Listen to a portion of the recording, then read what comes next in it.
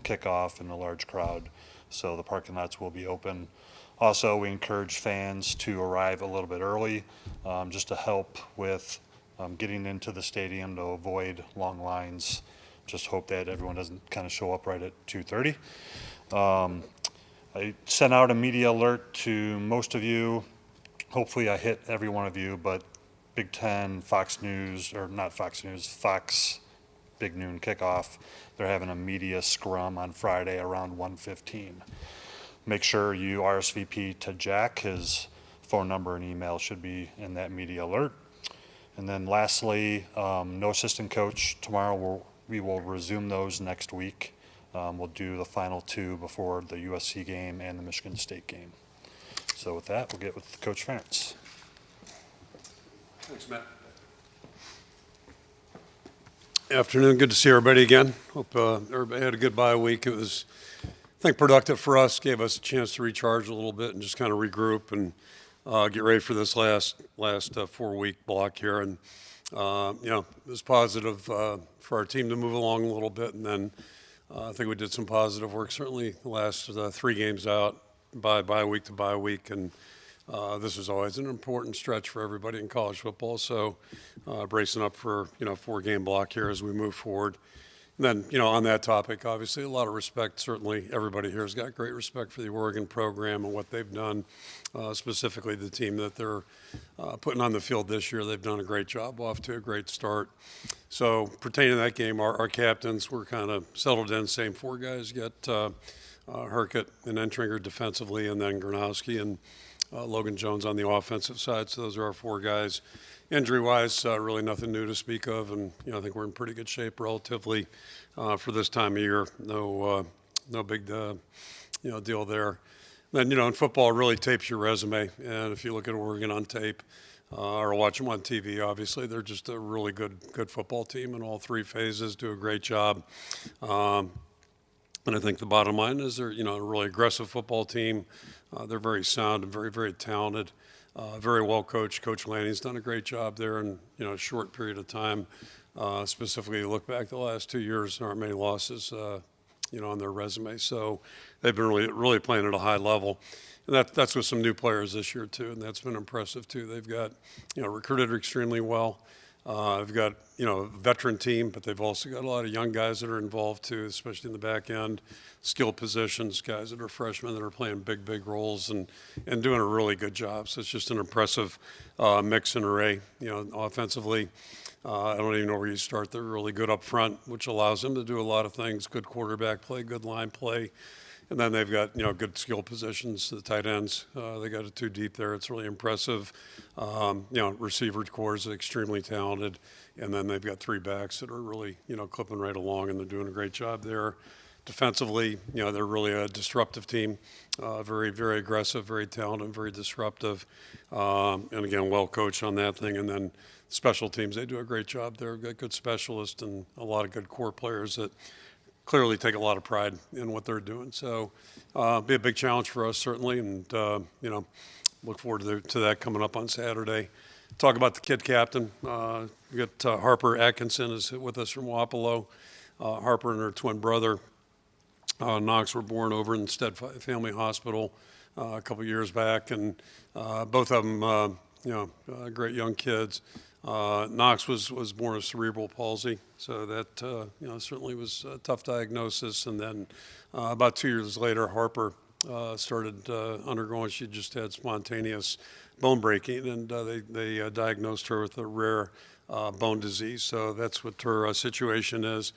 She's had 11 surgeries, several procedures. Spent a lot of time over there, but is really doing well as a 4th grader. I'm told she's very active, loves school. Loves riding horses, piano, singing, all those things, and just a great personality. So it'd be really good to have her and her family with us on Saturday. Look forward to that. And then just, wrapping it up here, obviously a big week this week for everybody.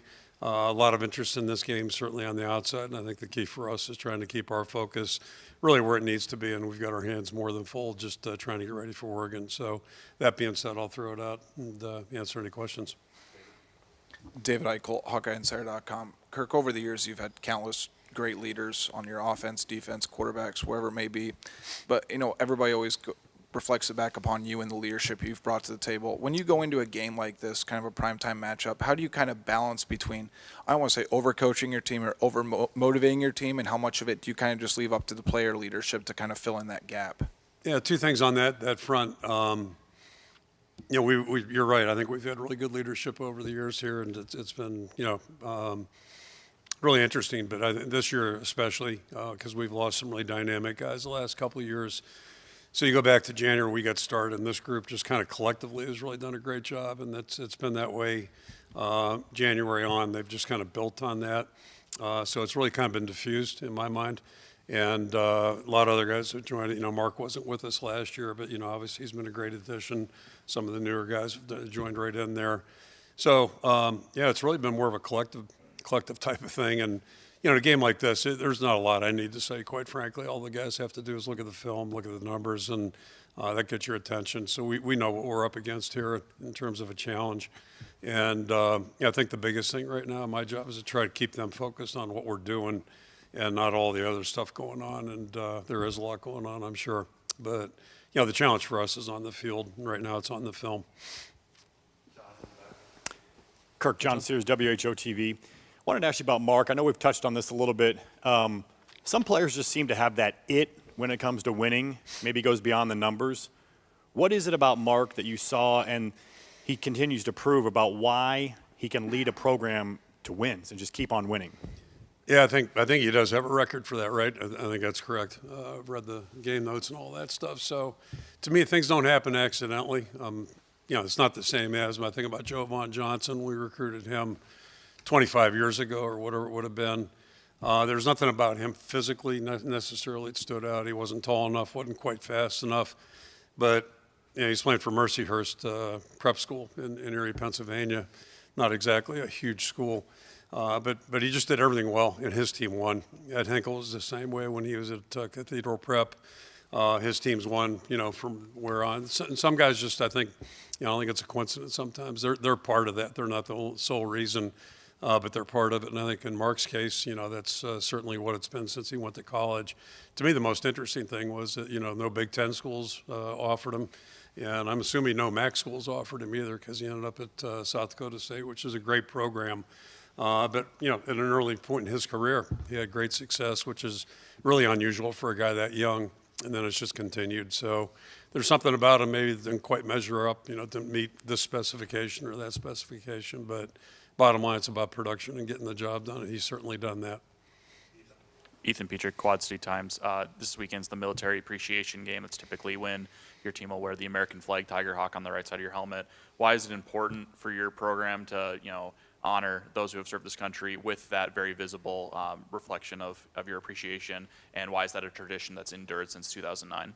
Yeah, I don't mean to make light of it, but I better check to make sure we've done that.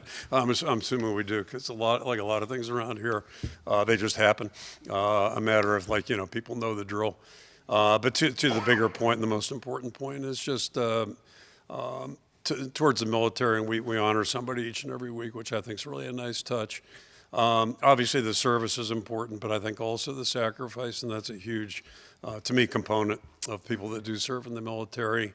For them, it's a way of life, and I'm sure it's in their blood a little bit. At least that's been my experience in visiting with people that do it for quite a while. But then you talk about the sacrifice part of it, and coaches love to talk about how hard they work and all that. I mean, the life of a military person is not easy for anybody. And to be a spouse of somebody who's in the military and then to raise a family under those conditions, it really takes, I think it takes special people. So certainly I think all of us are appreciative of their service, but also appreciate the sacrifices they make. And that truly is a life of service. So, hats off to everybody and then, we play a kid's game, right? We're getting celebrated as, people out there playing a kid's game. But, all the stuff we get to do in our country, came with a price. So, very appreciative of that as well. Chad Lace, Dakota, Des Moines Register. I can predict the answer to this, I know, but as you look back. No sense. Well, I know, but then. You'll see where I'm going with this. Okay. So you look back on the wall, you see Jack Campbell, Cooper DeGee, and Jay Higgins the last 3 years as kind of defensive stars. I would say this. Who would you say this year's defensive star is? Yeah, you're right. I'll go back to the leadership thing. It's really been a group effort. And, a quick illustration just to cherry pick is, Jaden went down a couple of weeks ago with a knee sprain. And, Jay Montgomery stepped in and done a great job. And we've continued to play well. So, it's really been a collective effort. And obviously we have some guys that are emerging right now and doing a really good job there. But I think, they'd be mad at me if I started singling guys out. It's just been a really collective effort. Everybody's playing well right now, playing together. And most importantly, a lot of the guys on the team that are playing currently are a lot better than they were a year ago. And that's how things happen when you graduate guys like the guys you mentioned, which is part of college football. Somebody's got to be coming along, and those guys have done a great job stepping up. Scott Docterman with The Athletic. I wanted to ask Kirk about the mid-zone run you guys implemented last year, and what was the conversation like when Tim kind of described what he wanted to do? Because obviously it marries every part of the team, George, you, and wide receivers and running backs. But then also, when did you feel like that people started to get comfortable with it, aiming points, where the running back is vision and everything? When did it feel like that became a core play in this offense? Yeah, I don't think it was really that tough of a transition or integration into the system, because it really fits in pretty seamlessly with what we've been doing. So I think it just gives us a little bit more variety in a way. But yeah, it really wasn't that much of an adjustment. I think it's just a matter of repetition, getting guys comfortable where it becomes natural. And to me, all we've done is add to our arsenal a little bit, and I think it's probably made the other parts a little bit more effective as well. But yeah, it's just repetition like anything you do. And, you're always learning. I mean, that's one great thing about football, at least that's been my experience. I always reference my 6 years in the NFL. I was always fascinated. It was rare when a day, by the end of the day, something would have happened, just something you see on film that you just never had thought about. And, as much film as you watch and you see something else, it just makes you think about something. So I guess this is kind of fits in that chapter a little bit. And it just hopefully makes us a little bit more effective in what we're trying to do. Madison Hertzig, the Gazette. As much as rest and rehab is important during a bye week, when you have the 3-week stretch that you guys did before last week, how do you continue to keep the momentum going when there's this mandatory pause and no one's really playing an opponent? Yeah, that's a good question. I'm not sure if I have the answer. We'll find out here in a month. But yeah, it's one of the things you think about, certainly. We were actually talking about that the other day. Rita and I were talking about it because she talks to the coaches, and Phil's grumpy because he didn't want to have a bye week. And but the point that I was going to bring up there, in 2002, our bye week was after the season. We played all of our games. Then in the last week of the year was our bye week. Everybody else is playing. We're sitting at home. And that year it was really a good thing because we did have, we were picking up momentum as we were going along. The other key component with that was one guy got hurt that entire year. I think if you go back and look, we had one starter miss time, if I'm not mistaken. I'm pretty sure it was one of our corners. So we were so healthy, just unusually healthy. And yeah, so I'll keep playing then. But, that hasn't been the case. Like, we've had a lot of guys with just things that have been nagging them. So it's a chance for everybody to get, really get healthy and get back where they can maybe go for 4 weeks hard now, hopefully.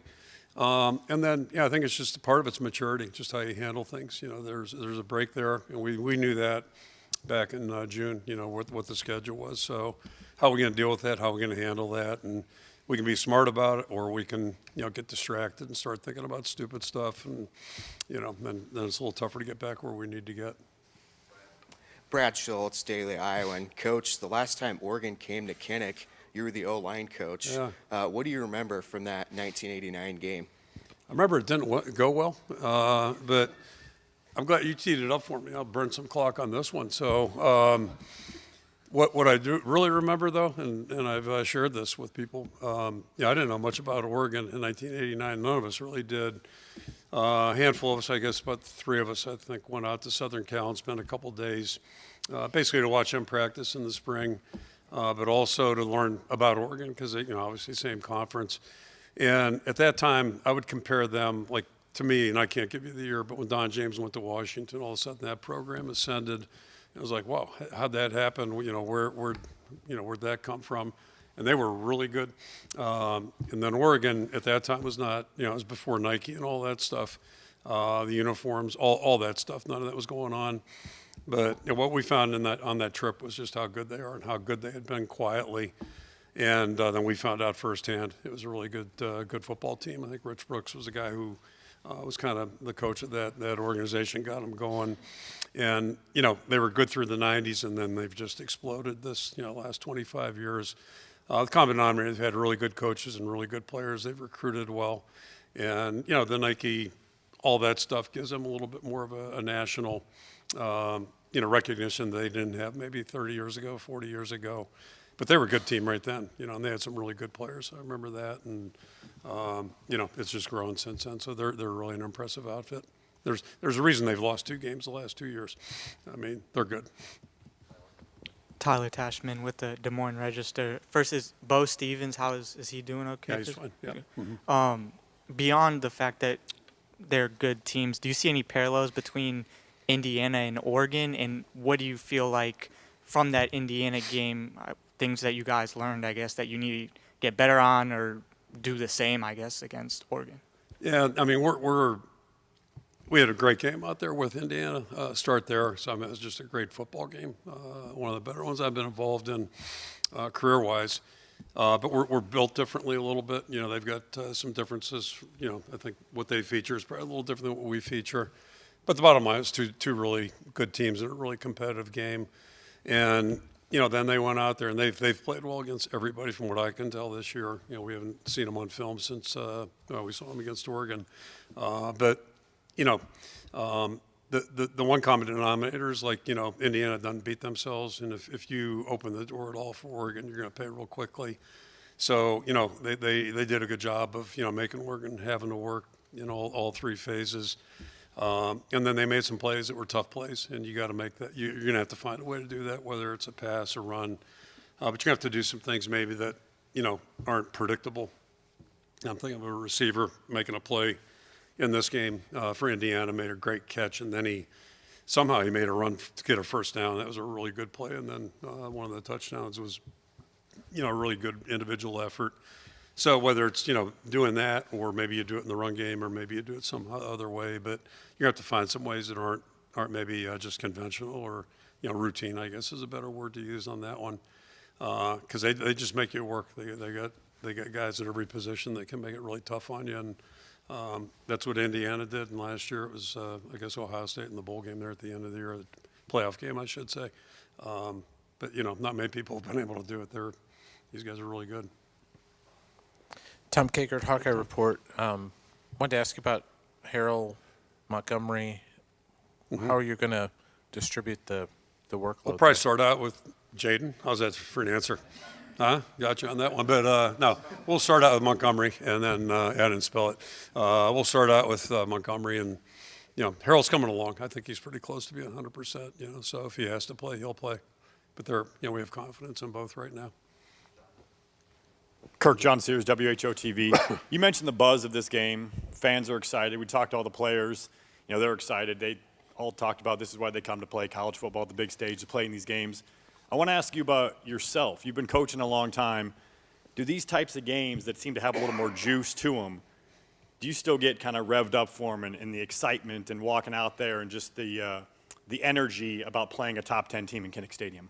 Yeah, I mean, it's really special and rare, so that'll never get old. At least I don't think it will. If it does, that's probably when it's time to pack it up. It just, anytime you get a chance to go against, a premier team, which these guys are, it's a great measuring stick, and you realize, a lot of things can go wrong.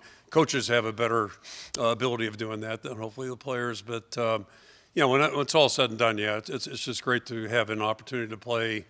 I coached at Maine, coached at Worcester Academy, and those are all special too. But this is a really, it's just a great environment in Kinnick. Anytime there's a marquee matchup, if you will, and we have had a few of them over the last, couple decades, and it's always special. So, there's one thing for sure. I mean, I know Oregon's going to be ready, and I know they're good. I know our crowd's going to be ready, and the thing we have to focus on is making sure we're ready to go, because it's going to take every bit of our best performance to have a chance to win this game. Hey, Kirk. Jonah Krell, WQAD. To face Oregon at this point in the season, when you guys have been growing and improving each week leading up to it, what areas or how are you guys in better shape to play them than if you played them earlier this season? I mean, yeah, typically, historically, our best teams have gotten better as the year went on. Exception to that rule might be, you could argue, in 09, where we lost 2 in November. Ricky blew his ankle out there in I guess it would have been 10th game, whatever it would have been. So, that was a tough one. But traditionally, we should typically get a little bit better as the year goes on. I think we've done that this year. So certainly, I think we're better equipped right now, maybe to compete against a team like this. But all that being said, it's still going to be a heck of a challenge. But yeah, I'd certainly rather be playing somebody in this type of game in November.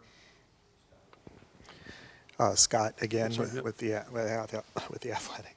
I wanted to ask you about Oregon and maybe the way that they use the NIL and the portal. It's not about the money, but specifically that, they had an outstanding team last year that was undefeated and Big Ten champion, ranked number 1, lost a lot of pieces, yet their portal use was seemed to really just plug in, and they've all maximized their abilities. What have you noticed? Have they changed much, or they're schematically pretty similar? Obviously, more is different than Gabriel, but with the players they have, how are they maybe different than what they were last year, and how have they remained maybe similar? Yeah, to me, more similar than different in my mind. Start with the quarterback. He's a guy who can hurt you a lot of different ways, and same thing last year. They got a guy who can run around and make some plays, and in that Penn State game, he made a couple that were really, really impressive and gave them a chance to win a really, tough ball game. So, it starts there. They probably did as much work with the offensive line as any other spot. I'm guessing, I don't work there, and I don't want to presume I know what Dan was thinking, but looks like they targeted that as an area where they need a little bit more experience, and they've remedied that really well. I've got 3 transfers playing in that position, or in that group, I should say. And then the rest of it's kind of like, strategic and where they need it. They've done a really good job there. And then I mentioned the freshmen. I'm impressed with how many young players they have that are really, contributing in a really impactful way. And I'll throw in, they got 2 D linemen that roll out there that, like, all their guys look like NFL guys. And these 2 guys were in high school a year ago, I think, and I think it's 50 and 42. And they fit right in with anybody anywhere in the country. So they've done a really nice job recruiting. And I'll say this too: it's kind of like the Dodgers, or you go back when Torrey was managing the Yankees. Just having talent's not always enough. To utilize your talent and put people in the right places and get them playing in the right ways. And they've done a great job of that. They've really done a great job of that. For a long time now. And there's an art to that too. So they've got a lot of respect for just their talent, their ability, but more so how they're coached and how they play. And that's really the end of the discussion. It's about how you play, and they've done a really good job of that. Chad Leistikow again. I wanted to ask about a couple of intangible things. Number one, coming off a bye week, obviously executed it beautifully last time at Wisconsin. Probably couldn't have gone too much better. And secondly, just as a November underdog, the last 2 times, November home underdog, the last 2 times were 16 against Michigan, 17 against Ohio State. Obviously, those games. I didn't know that, but yeah, see, I'm building you up here. So I guess those dynamics. How can you tap into those 2 things? Yeah, the commonalities are that 2 big hills to climb. Both those teams. Those are big challenges. I'm not into point spreads. I remember the Michigan game because what we did the week before, and then we were 28-point underdogs. I use that one obviously, trying to make sure everybody's aware of what the reality was. The other point spread I couldn't allude to, but I'm not surprised we were underdogs. But again, I circle right back. It just gets we've got to be ready to play well, and part of it's just out of reality of what the situation is. Like these guys could make it a lot to a little fast if you're not careful. So it's in the parallel with all these games is you're playing a team that's really talented, really well coached. Each and every play, it's not critical, but it's really important. You just got to do your job, because if you leave the door open at all, they have the ability to really make you pay for it, maybe more severely than some other teams. And that's kind of the way it is in all 3 phases. So, you just have to be at our best. And that's really all we've tried to convey to our players. Is it like, the challenge is there's no plays off. You can't have a bad player, not be on task mentally any play. If they get you on ability, that's so be it. But you can't open the door because of a mental flaw or something that you could have done better with. And I think that's how you have to go into these games, just having a realistic appreciation for the challenge. And then you got to play your best football, and that's all you can do, and that's what you're supposed to do anyway. So from that standpoint, it's a good thing. But yeah, it'll be interesting. Okay, thank you. Thanks, Chris. Thank you.